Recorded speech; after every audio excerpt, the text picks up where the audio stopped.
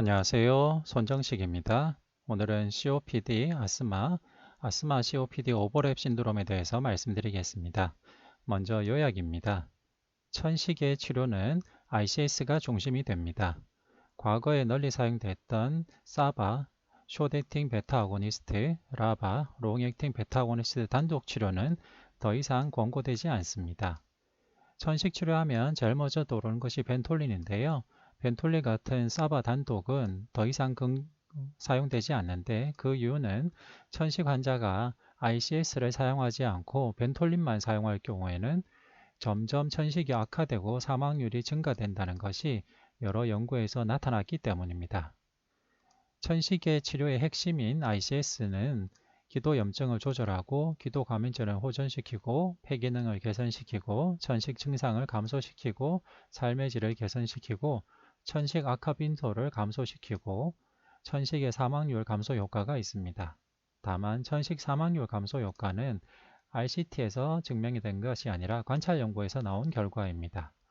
천식의 진단은 가력적인 기류 제한을 증명해야 되는데요. 기관지 확장제 흡입 10분에서 20분 후 FEV1이 12% 이상 증가하고 200ml 이상 증가하면 천식을 진단할 수 있습니다.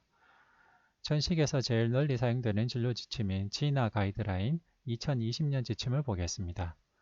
천식의 지침은 증상 완화제와 질병 조절제로 나누어져 있습니다. 증상 완화제는 말 그대로 증상을 조절하는 약이고 질병 조절제는 천식의 악화와 급성 악화, 천식의 진행 같은 것을 줄여주는 약제를 말합니다. 증상 완화제는 앞서 말씀드렸듯이 과거부터 널리 사용되던 벤톨린은 더 이상 증상 완화제로 권고되지 않고 as needed 저용량 ICS 포르모테롤 복합제가 권고됩니다. 선호하는 질병 조절제로도 1단계와 2단계에서 as needed 저용량 ICS 포르모테롤이 권고되고 있는데요. 이 말뜻은 저용량 ICS 포르모테롤 제제, 즉 심피코트 같은 이 제제를 증상 완화제와 질병 조절제로 한꺼번에 사용할 수 있다는 뜻입니다. 이 말은 심피코트 같은 것은 한 개만 가지고 다니면서 질병 조절제로도 사용하고 증상 완화제로 사용할 수 있어서 편의성이 높아졌습니다.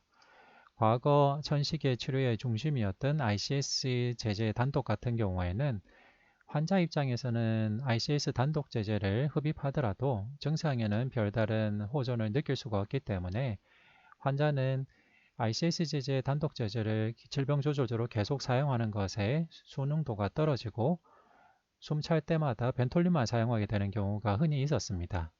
ICS를 사용하지 않은 상태에서 벤톨린만 사용하게 되면 천식이 악화되고 사망률 증가되는 연구 결과가 나타났기 때문에 지금은 저용량 ICS 포르모테돌 복합제인 심비코트 같은 것을 증상 완화제와 질병 조절제로 한꺼번에 사용하는 것이 가능합니다. 그리고 2단계 천식인 경우에는 질병 조절제로 as needed 저용량 ICS 포르모테롤을 사용하면서 또는 증상이 없어도 매일 저용량 ICS도 사용할 수 있고 이렇게 흡입제를 계속 사용하는 것이 부담이 될 경우에는 대안으로 류코트린 리셉터 안타고니스트 제제도 사용할 수가 있습니다. 3단계에 갈 경우에는 저용량 ICS 라바를 계속 사용해야 되고 4단계에는 중강용량 ICS 라바를 또 계속적으로 사용하는 것을 권고하고 있고 5단계에는 고용량 ICS 라바를 지속적으로 사용하는 것을 권하고 있습니다. COPD 치료는 기관지 확장제가 치료의 중심이 됩니다. COPD 환자에서 사용될 수 있는 기관지 확장제는 라바, 라마, ICS 등이 있는데요. 일반적으로는 COPD에서 기관지 확장제로 제일 처음 권고되는 약제는 라마입니다. 즉, 롱액팅 안티무스카링 에이전트이고요. 그 다음 라마로 증상 조절이 잘 되지 않고 급성 악화가 나타나는 경우에는 라마 플러스 라바 복합제, 여기에도 증상 조절이 잘 되지 않거나 급성 악화가 나타나는 경우에는 라마, 라바, ICS 3중 복합제를 권하고 있습니다. COPD에서 기관지 확장제의 역할은 증상 완화, 운동 능력 향상, 삶의 질 향상, 급성 악화 감소 효과를 보였습니다. 하지만은 FEV의 지속적인 감소 개선 효과와 사망률 감소 효과는 보여주지 못하였습니다. 즉 이 말은 COPD에서 기관지 확장제의 역할은 심토마틱 치료가 전부라는 뜻입니다. COPD에서 ICS의 역할은 질병의 조절제로가 아니라 단지 기관지 확장제의 하나로서 사용되게 됩니다. 다만 FAB가 60% 미만인 경우 증상 호전에 도움이 되겠고 폐기능과 삶의 질 향상에 도움이 되겠고 급성악화 감소 효과를 보입니다. 하지만은 FAB의 지속적인 감소 개선력과 사망률 감소 효과는 없습니다. 즉 COPD에서 ICS는 단지 기관지 확장제의 하나로 사용될 뿐입니다. 다만 COPD에서 ICS를 사용할 때 주의해야 되는 부작용은 폐렴 발생입니다. 폐렴 발생은 분무 흡입기의 흡입제의 기기에 크게 관계없이 어떤 흡입제든지 간에 흡입기든지 간에 ICS를 사용하면 폐렴 발생이 증가하는데요. 다만 흡입기의 종류에 따라서는 정량식 분무 흡입기가 폐렴 위험이 조금 더 높았습니다. COPD의 진단의 핵심은 비가역적인 기료 제한을 증명하는 것입니다. 비가역적인 기료 제한을 증명하기 위해서는 기관지 확장제를 투여한 후에 FEV1을 FBC로 나누어서 0.7 미만임을 증명하면 됩니다. COPD에서 국제적으로 사용되는 골드 지침, 2020년 지침을 보겠습니다. 과거의 COPD 지침에서는 FEV1만을 기준으로 스테이지를 나누고 거기에 따라서 약제를 공고했는데요. 골드 2020년 지침은 FEV1 수치에 따라서 뿐만 아니라 환자의 증상과 급성악화 정도에 따라서 그룹을 나누게 됩니다. 그룹 A는 기관지 확장제를 사용하는데 어떤 제제든지 사용할 수가 있습니다. 그룹 B는 라마 또는 라바를 사용할 수 있고 그룹 C는 라마, 그룹 D는 라마 또는 라마 플러스 라바를 사용할 수 있고 혈중 호산구 수치가 300개 이상일 경우에는 라바 플러스 ICS를 사용할 수가 있습니다. 여기에 대해서는 좀 더 자세히 말씀드리겠습니다. 그리고 COPD와 아스마는 여러 가지 오버랩되는 것이 있는 질병군입니다. 이런 오버랩되는 것을 ACO라고 하는데요. 아스마 COPD 오버랩이라고 하고 전식 만성 폐쇄성 질환 중복 상태를 말합니다. 한때는 아코스라고 아스마 COPD가 중복되어 있는 것을 하나의 디지즈 엔티티로 정의하려는 시도가 있었습니다. 하지만은 최근 지침에서는 하나의 디지즈 엔티티가 아니라 하나의 페노타입으로 접근하고 간단하게 접근하면 전식처럼 치료하도록 권고하고 있고 특히 혈성 호산구 수치가 300개 이상인 경우에는 ICS의 치료 효과가 좋기 때문에 ICS를 반드시 사용하는 것을 권하고 있습니다. 네, 이제 증례를 보겠습니다. 65세 남자 환자가 호흡곤란을 주소로 왔습니다. 호흡곤란은 평지를 걸을 때 숨이 차서 동용배보다 천천히 걸을 정도라고 하였고요. 수년 전부터 발생해서 조금씩 심해진다고 말했습니다. 기침이나 가래는 별로 없고 흡연력이 있었고 5년 전에 금연하였다고 합니다. 질문 1. 상기 환자 체스트 엑스레이 결과 양폐 음영이 검게 감소되어 있었고 양측 횡병막 위치가 하방으로 전이되었으며 평평하게 되어 있었습니다. 그 다음 적절한 검사는 무엇일까요? 그리고 이 환자에게 적절한 처방약은 무엇일까요? 네, 이제 진단적 접근을 하도록 하겠습니다. 정내일 환자는 히스토리로 봐서 COPD가 강하게 의심이 됩니다. COPD를 진단하려면 다음 세 가지 조건을 모두 만족해야 되는데요.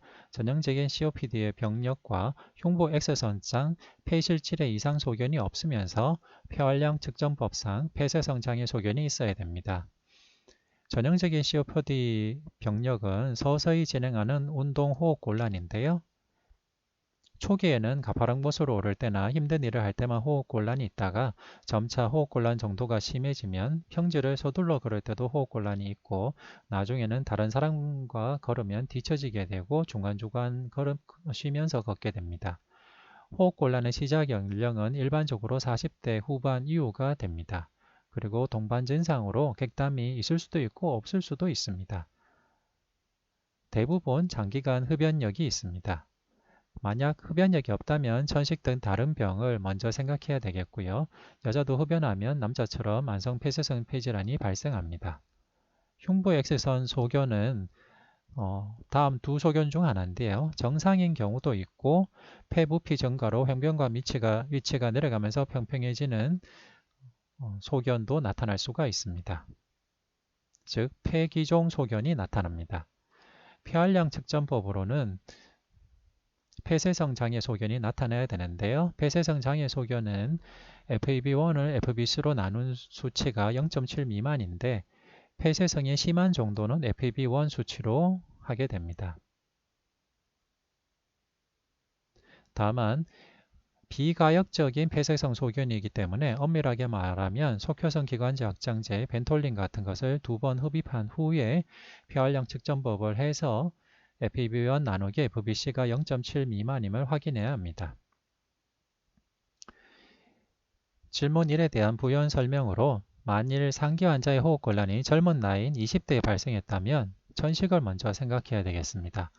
그리고 호흡곤란이 있다 없다 한다면 역시 천식을 먼저 생각해야 되겠습니다.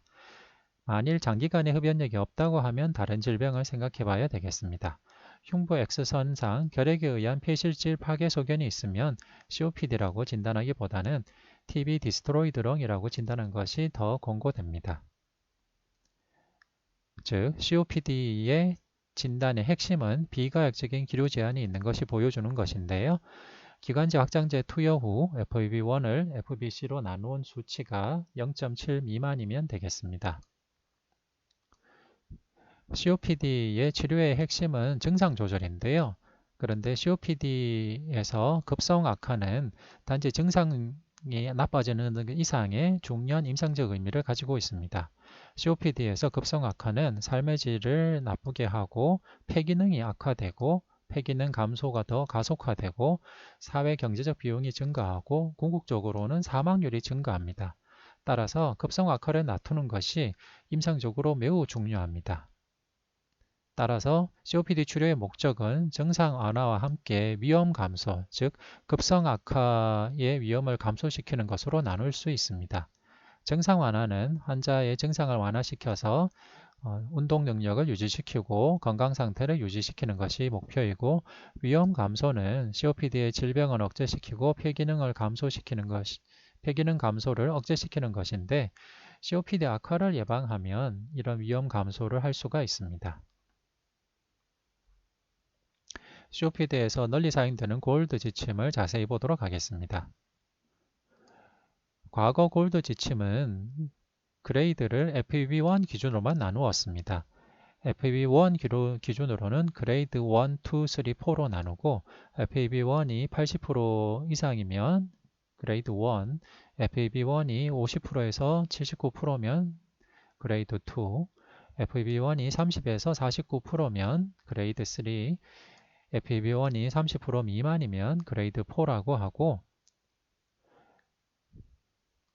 그런데 이렇게 FEV1 값만으로는 COPD 환자의 예후를 설명할 수가 없었습니다. 그래서 최근의 골드 지침은 FEV1 기준으로 나눈 그레이드뿐만 아니라 COPD 환자를 그룹으로 나누고 있는데요. COPD의 그룹의 정의는 악화 위험과 증상의 심각도를 가지고 나누게 됩니다. 그룹 A는 악화 위험은 낮고 증상이 심하지 않은 그룹, 그룹 B는 악화 위험이 낮고 증상이 심한 그룹, 그룹 C는 악화 위험이 높고 증상이 심하지 않은 그룹, 그룹 D는 악화 위험이 높고 증상이 심한 그룹인데요. 증상이 심하다의 정의는 MMRC2인데요. MMRC2의 정의는 호흡곤란 정도가 평지를 걸을 때 숨이 차서 동용배보다 천천히 걷거나 자신의 속도로 걸어도 숨이 차서 멈추어 쉬어야 한다 할 때 MMRC2라고 합니다. 악화 위험의 정의는 지난해에 2번 이상 급성 악화가 있었거나 입원할 정도로 심한 악화가 한 번 이상 있었으면 악화 고위험군이라고 정의합니다. 이렇게 증상의 심각도와 악화 위험에 따라서 그룹을 나누고 그룹에 따라서 치료법을 권고하고 있습니다. 그룹 A는 악화 위험과 증상도 둘 다 낮기 때문에 어떤 종류의 기관지 확장제든지 사용할 수가 있습니다. 그룹 B는 증상은 심하지만 악화 위험은 낮습니다. 그래서 증상을 호전시키는 데 더 효과가 있는 라마 또는 라바를 사용하면 됩니다. 그룹 C는 아카이엄은 높은데 증상이 심하지 않은 그룹이고요. 일단 그룹 C는 라마 제제를 우선적으로 사용하게 됩니다. 그룹 D는 아카위험과 증상이 둘 다 심한 건데요. 라마 또는 라마 플러스 라마를 처음으로 사용할 수도 있고, 환자가 증상이 심한 경우, 즉 CAT가 20점 초과 등의 증상이 심한 경우에는 라마 플러스 라바 복합제를 처음부터 사용할 수가 있습니다. 그리고 혈중 소상구 수치가 300개 이상의 경우에는 ICS를 복합해서 라바 플러스 ICS를 처음부터 사용할 수가 있습니다. 이렇게 사용해도 COPD에서 급성 악화가 나타날 수 있는데요. 급성 악화가 나타났을 때는 라바 플러스 라마 같이 기관지 확장제를 사용하게 되겠고요. 혈중 호상구 수치에 따라서 약제를 선택할 수 있습니다. 일반적으로는 혈중 호상구 수치가 300개 넘고 이상이거나 또는 100개 이상이면서 악화 고위험군일 때는 ICS를 추가적으로 사용하게 됩니다. 이제 기관지 확장제에 대해서 자세히 보도록 하겠습니다. 숏액팅 베타 아고니스트인 사바, 롱액팅 베타 아고니스트인 라바, 롱액팅 안티무스카리닉 에이전트인 라마, 이나이드 코티코스테로이드인 ICS, 루코트리엔 안타고니스트인 LTRA 제제가 있고요. 사바의 대표격으로 벤톨린이 있고, 라바의 대표격으로는 옴브리즈와 세르벤트가 있습니다. 라마의 대표격으로는 스피리베가 있고, 류코트리엔 안타고니스트의 대표격으로는 몬테루카스트가 있습니다. 그리고 급성 악화가 있을 때 PDE4 억제제를 사용할 수가 있는데요. PDE4 억제제는 혈중 호상구 수치는 100 미만이면서 급성 악화가 나타나는 경우에는 라마에다가 로플로밀라스트를 추가적으로 사용할 수가 있습니다. 로플로밀라스트는 닥사스라는 약품명으로 나와 있는데요. 보험 기준은 FEV1이 50% 미만이고 만성기관지염 악화 병력이 있는 환자에서 라바 또는 라마 한 종과 병용할 때 보험이 가능합니다. ICS 라바 복합제는 세르타이드 심비코트 포스터가 있는데요. 페토스 연구에서 COPD 환자에서 세르타이드가 심비코트보다 폐렴 발생률, 입원율, 폐렴 사망률에서 70% 이상 높게 나타났습니다. 즉, 파토스 연구는 COPD 환자에서 세르타이드, 살메테롤과 플루티카손, 그리고 심비코트, 포르모테롤, 부데소나이드를 비교한 연구인데요. COPD 환자에서 ICS를 사용할 때 제일 큰 부작용은 폐렴 발생입니다. 파토스 연구에서 보면 COPD 환자에서 세르타이드를 사용했을 때 심비코트보다 폐렴 발생률이 더 높게 나타났고 폐렴 사망률도 더 높게 나타났습니다. 물론 전체 사망률에서는 차이를 보이지 않았지만은 COPD 환자에서 세르타이드를 쓸 때 심비코트보다 폐렴이 더 잘 생길 수 있다는 것은 고려해야 되겠습니다. 포스터, 포르모테롤과 베콜로메타손 제형은 작은 입자로 폐 도달률을 높여서 스몰 에어웨이까지 약품이 도달한다는 것을 장점으로 삼고 있습니다. 이렇게 ICS와 라바 복합제가 우리나라에서는 크게 3종이 있는데 이 중에서 증상 완화제 및 질병 조절제 두 용도로 모두 사용할 수 있는 제제는 포르모테롤이 들어있는 심비코트와 포스터입니다. 포르모테롤은 롱액팅 베타 아고니스트이긴 하지만은 속효성으로 빨리 효과가 나타납니다. 그래서 포르모테롤은 증상 완화제로도 충분히 사용하실 정도로 단기간 내에 효과가 나타나기 때문에 포르모테롤과 부데소나이드 제제인 심비코트와 포르모테롤 베클로메타손 복합제인 포스터는 증상 완화제와 질병 조절제 두 용도로 모두 사용할 수가 있고, 심비코트를 증상 완화제, 질병 조절제 두 용도로 모두 사용하는 것을 스마트 용법이라고 하고, 포스터를 증상 완화제, 질병 조절제 두 용도로 모두 사용하는 것을 마트 용법이라고 합니다. 이렇게 ICS 라바 복합제를 증상 완화제, 질병 조절제 두 용도로 같이 사용하게 되면 장점은 한 개의 흡입제만 들고 다니면서 질병 조절제로도 규칙적으로 하루 한 번이나 두 번 흡입을 하고 증상 악화가 나타날 때는 증상이 있을 때도 추가적으로 더 증상 완화제로 사용할 수 있기 때문에 복약 순운도를 높일 수 있는 장점이 있고 사바와 라바 그러니까 사바, 라바 같이 베타2 아고니스트 단독 제제만 계속 사용했을 때 나타나는 여러 가지 다른 문제들을 줄여줄 수 있는 장점도 있습니다.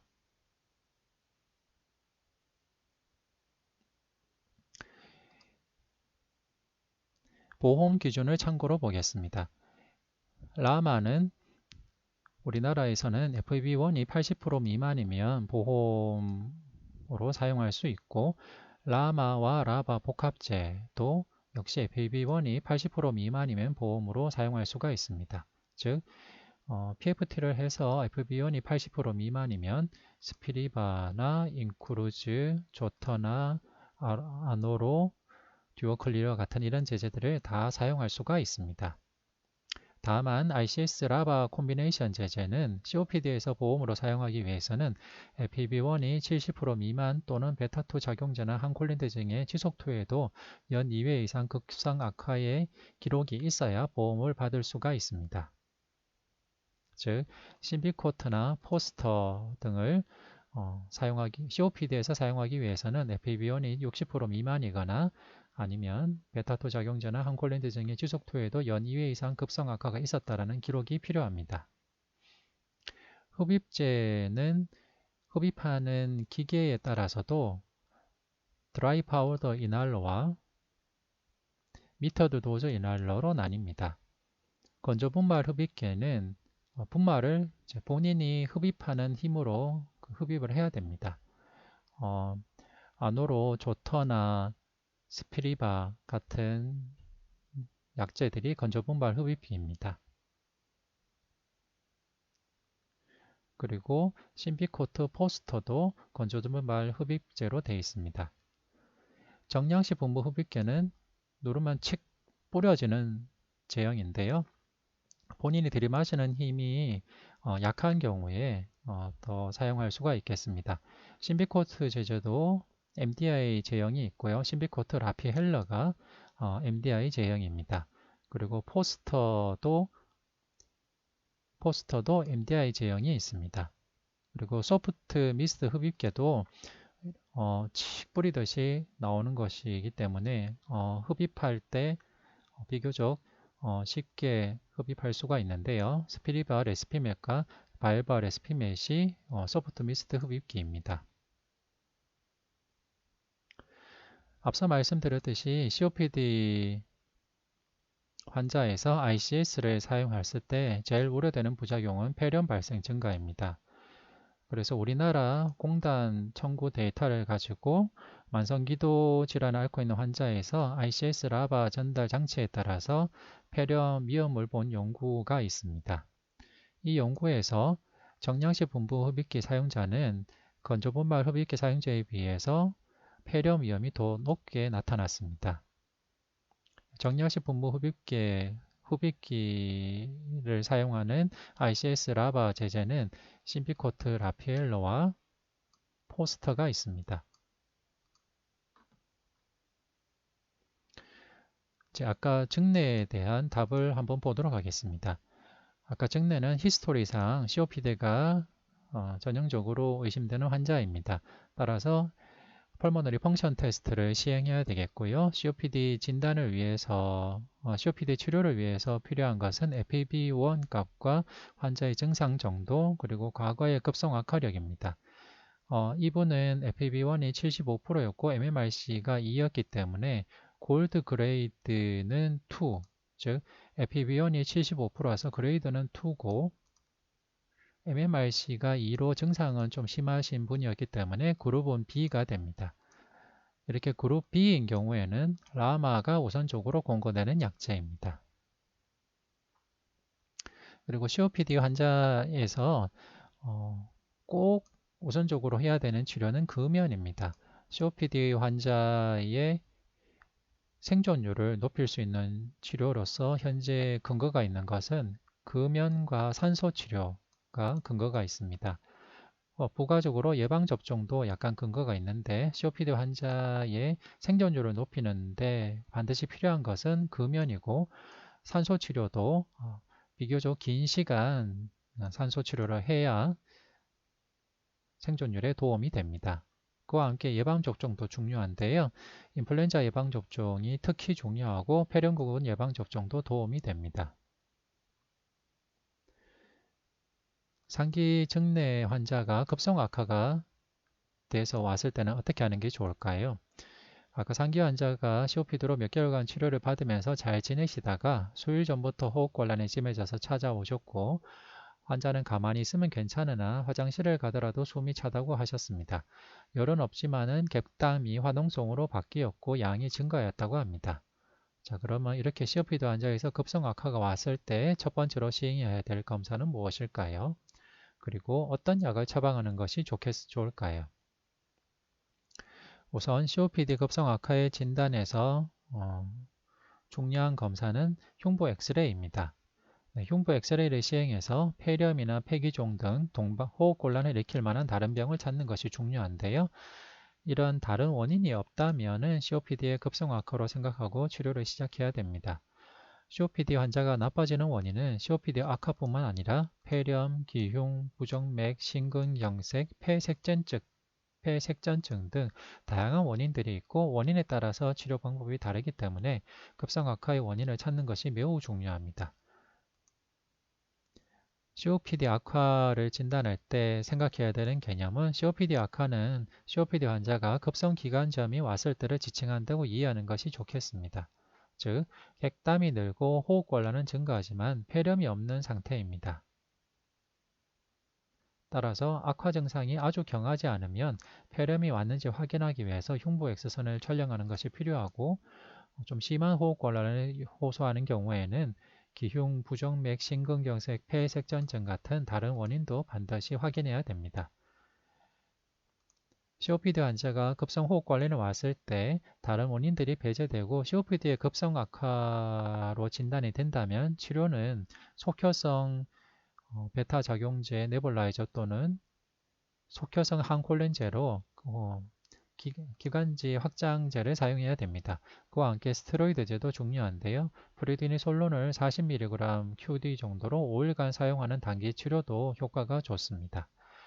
그와 함께 항생제를 사용하는 데 필요한데요. 호흡곤란 악화, 가래양, 가래가 화농성 증가라는 세 가지 주요 증상을 모두 만족시키는 경우 또는 가래 화농성 증가를 포함한 두 가지 주요 증상을 만족시키는 경우에는 항생제를 사용하게 됩니다.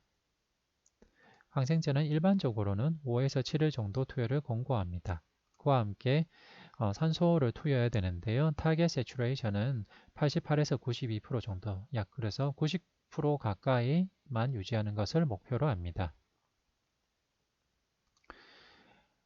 COPD의 치료의 근간은 기관지 확장제인데 그렇다면 어떤 기관지 확장제를 1차로 사용하는 것이 좋은가가 궁금증이 되겠습니다.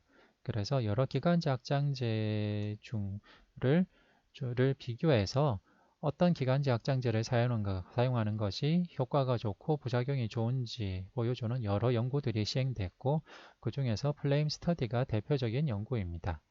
플레임 스터디는 지난 1년간 1회 이상의 악화가 있었던 COPD 환자를 대상으로 하루 1회에 조터나 브리즈헬더, 라바와 라마 복합제인 조터나 브리즈헬러 또는 하루 2회 라바 ICS 복합제인 세레타이드를 투여했습니다.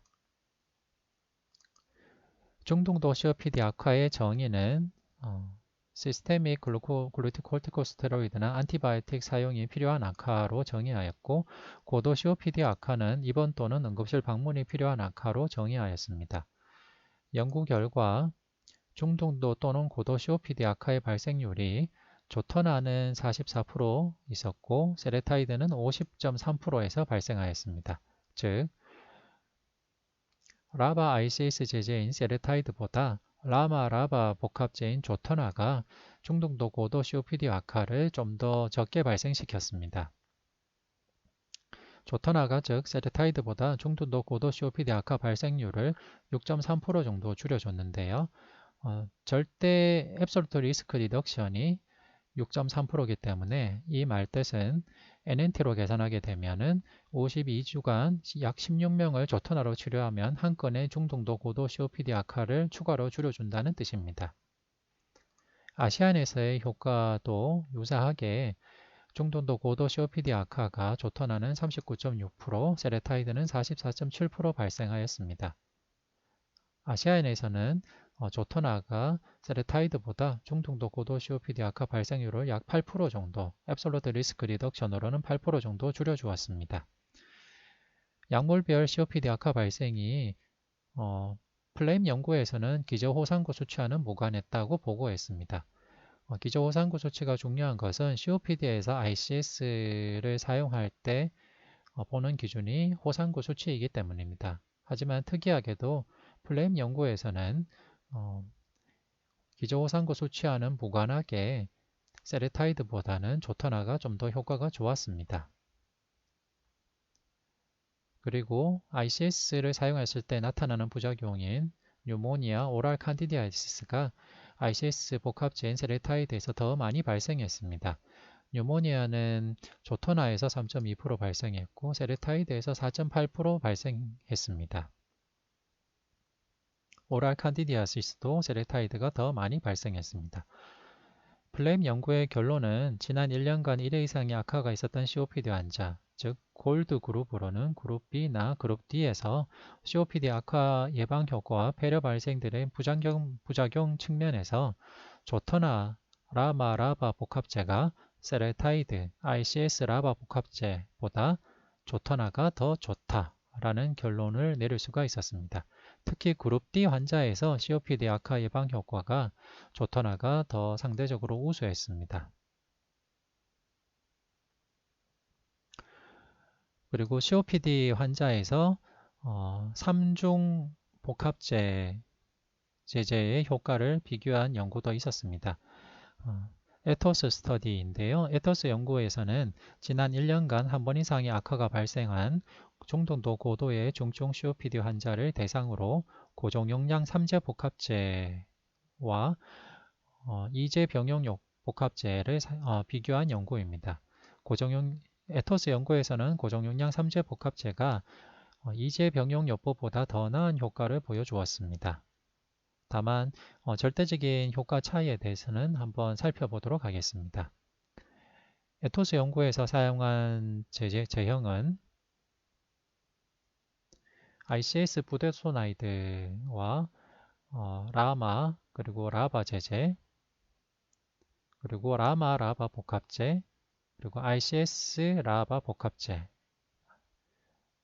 이렇게 군을 나누어서 비교했고 중등도의 급성 악화는 시스테믹 글루코코르티코이드 안티바이오틱스를 사용하는 경우 그리고 시비어 급성 악화, 심한 급성 악화의 경우에는 입원 또는 사망으로 정의했습니다.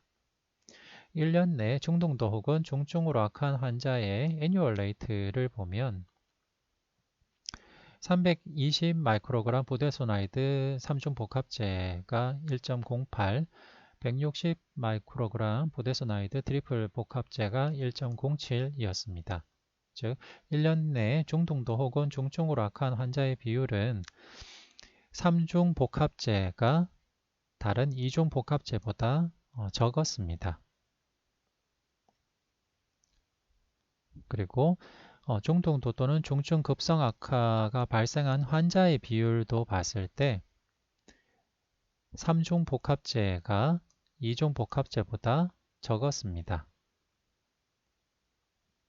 그리고 COPD, 시비어 COPD 엑세서베이션이 발생한 애뉴얼 레이트도 320 마이크로그램 부데소나이드 3중 복합제가 다른 제형보다 심한 급성 악화의 비율이 적었습니다. 다만 주의해서 볼 만한 내용은 페이션트 데스입니다. 320 마이크로그램 부데소나이드 3중 복합제가 페이션트 데스가 1.3%였고 라마, 라바 복합제가 2.3%였습니다. 올코즈 데스가 1% 차이 나는 것은 상당히 유의해서 볼 만한 결과이긴 합니다. 그리고 이 연구가 1년밖에 지속되지 않았다. 1년 지속되는 연구였다는 걸 생각한다면 1년간 1%의 차이는 상당히 큰 차이로 볼 수가 있습니다. 또 그와 함께 유의해서 볼 것은 Confirmed Major Adverse Cardiovascular Event입니다. 보면 특이하게도 라마 복합제인 복합제가 2.1%로 카디오바스큘러 이벤트가 높게 나타났고 ICS가 들어있는 복합제인 경우에는 카디오바스큘러 이벤트가 적게 나타났습니다. 뉴모니아의 경우에는 기존의 우려대로 ICS 제제가 전체적으로 라바 복합제보다는 더 많이 나타났습니다. 즉 320 마이크로그램 부데소나이드 3중 복합제의 뉴모니아 발생은 4.2%였고 라마 복합제의 뉴모니아 발생률은 2.3%였습니다. 에토스 연구 결과 중등도 고도의 중증 COPD 환자를 대상으로 ICS를 포함한 3중 복합제를 줬을 때 사망률을 감소시킬 가능성이 보고가 되었습니다. 그래서 여기에 관련된 다른 연구들이 있었고요. 그 연구 결과들을 간략히 보도록 하겠습니다. 에토스 연구처럼 심톰이 심하고 급성악화가 있었던 COPD 환자를 대상으로 ICS를 포함한 3중 제제와 라바 제제를 비교한 연구가 임팩트 스터디도 있었습니다. 임팩트 스터디도 역시 1년간 시행된 연구인데요. 라마 복합제에서 1년간 사망은 3.19%였고 ICS가 포함된 3중 복합제는 2.36%로 1년간 사망률이 약 ICS가 포함된 3중 복합제가 0.83% 정도 적었습니다. 그리고 이토스 스터디는 방금 전 봤듯이 라바 복합제가 연간 사망률이 2.3%, 부데소나이드 320 마이크로그램을 포함한 3중 복합제는 1.3%로 1%가 차이가 났습니다. 자, 그럼 임팩트 트라이얼을 좀 더 자세히 보도록 하겠습니다. 임팩트 트라이얼은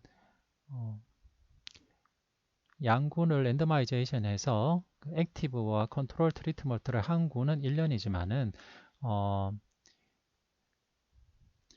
연구 기간 각각 환자별로 여러 인롤된 기간이 다르기 때문에 나중에 팔로우업해서 최종적인 클리니컬 엔드포인트를 다 비교해 보는 것이 중요합니다. 그래서 이 논문은 임팩트 연구 대상자들을 나중에 더 추적 관찰했을 때 올코즈 모탈리티가 어땠는지를 봤는데요. 오프 트리트먼트 데이터도 확인하고 어디셔널 바이탈 스테리티스 팔로업 데이터도 모두 다 확인한 최종적인 올코즈 모탈리티는 플로티카손이 포함된 3중 복합제군에서 올코즈 데스는 2.36%, 라바 복합제의 올코즈 데스는 3.19%가 보고됐습니다. 즉 하자드 레이셔는 0.72로 ICS가 포함된 3중 복합제군이 올코즈 모탈리티가 통계적으로 유의하게 적게 나타났습니다. 그런데 이 연구에서 흥미로운 점은 맨 처음 이 연구에 인롤된 당시에 ICS를 사용하지 않는 대상군들만 선별할 경우에는 이 연구 인돌 당시 ICS를 사용하지 않는 분들을 대상으로 했을 때는 라바 복합제의 사망률이 2.13%인데 ICS 포함한 3중 복합제의 사망률이 2.74%로 도리어 ICS를 포함한 3중 복합제의 사망률이 더 높았습니다. 네, 이것을 보면은 베이스라인에서 ICS를 사용하지 않는 환자의 경우에는 도리어 ICS를 추가하는 것이 사망률에 나쁜 영향을 미칠 수도 있겠다라고 생각을 할 수가 있겠고요.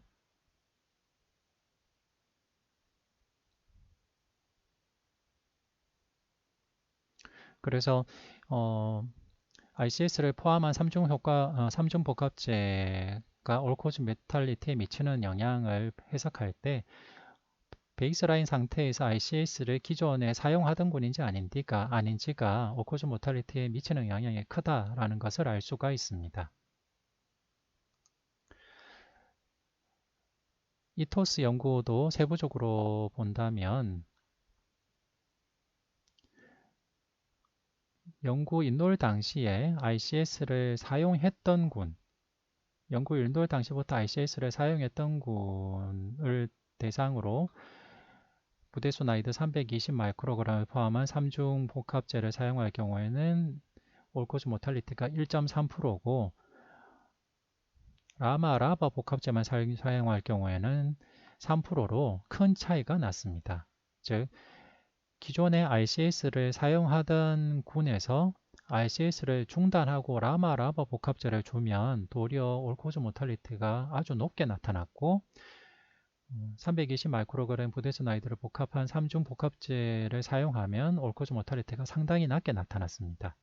근데 또 반대로 베이스라인에서 ICS를 사용하지 않은 군들을 대상으로 했을 때에는 베이스라인에서 ICS를 사용하지 않는 군 같은 경우에는 라마 복합제를 사용하는 것이 도리어 올코즈 모탈리티가 더 낮았고 베이스라인에서 ICS를 사용하지 않는 군을 대상으로 부대수 나이드 320ml를 포함한 3중 복합제를 사용하면 도리어 라바보다 모탈리티가 더 높게 나타났습니다.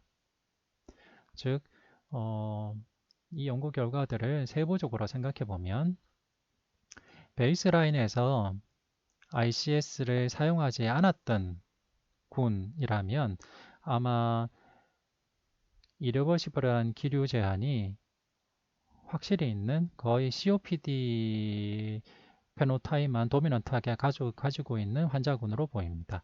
근데 그 반대로 베이스라인에서 ICS를 사용하는 군이라면은 COPD에 추가로 아스마의 컴포넌트를 갖고 있는 ACO, 아스마 COPD 오버랩 상태에 좀 더 가까운 군이라고 볼 수 있습니다. 즉, 아스마틱 컴포넌트가 있는 환자군인 경우에는 ICS를 복합한 3중 복합제를 쓰는 것이 훨씬 이득이고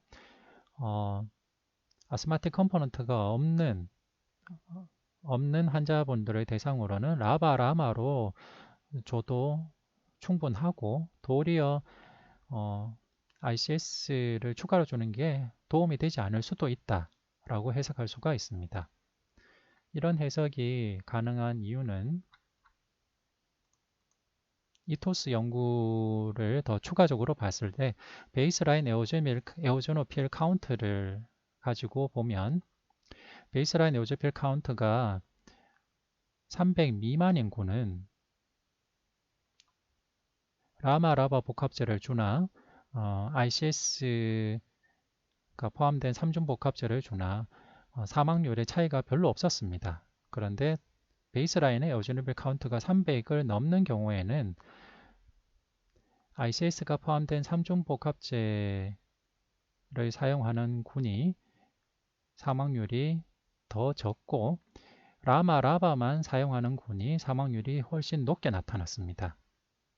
따라서 이런 내용들을 종합적으로 보면 아스마틱 컴포넌트를 가지고 있는 COPD, 즉 ACO, 아스마 COPD 오버랩 신드롬 환자들은 ICS가 포함된 3중 복합제를 사용했을 때 이득을 기대할 수가 있고 베이스라인 토탈 에오지빌 카운트가 300 미만인 COPD만 도미넌트한 환자의 경우에는 라바 ICS가 포함되어 있지 않는 라바 제제만 사용해도 충분하다라고 해석할 수가 있겠습니다.